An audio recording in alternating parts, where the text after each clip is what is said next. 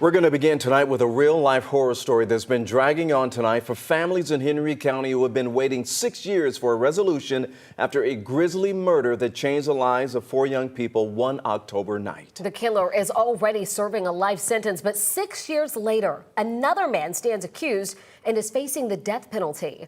Our Caitlin Ross spoke with him exclusively from jail tonight in a story you'll only see on 11 Alive.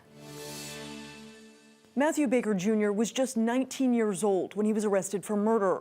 He was 20 when the district attorney served him a death penalty notice as an accessory to the crime. Now he's 25 and he's still waiting for a trial. Time moves slowly for Matthew Baker Jr. in the Henry County Jail. He spends 15 minutes each day on a video call with his mom. A long 6 years for me.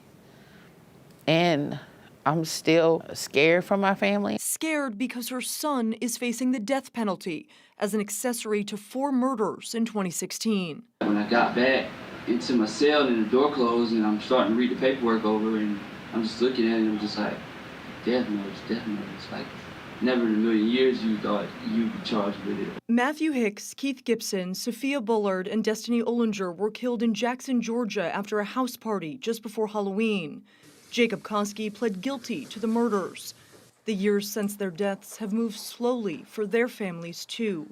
They all declined to speak publicly about the case now, but Jacob Koski speaks about it often. He was under the impression that when he signed his plea, that it was to take full ownership and to let Matthew go. Demita Bishop works as an advocate on Matthew Baker Jr.'s case and has attended all of his court hearings.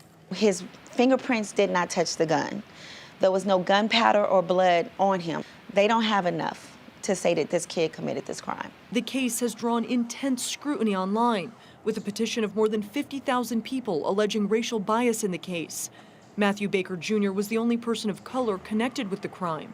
The district attorney offered him a plea deal of 4 life sentences. We're not taking a plea, so they can give up on that. And I know that I'm innocent all the way, 100%. He says he spends a lot of time thinking about that night, what he would change. The victims are innocent people too, you know. They're gone, but they're never forgotten. We asked the public defender's office and his former attorney to speak on the record about the case, but they both declined. The Henry County court system does not have another hearing scheduled in his case.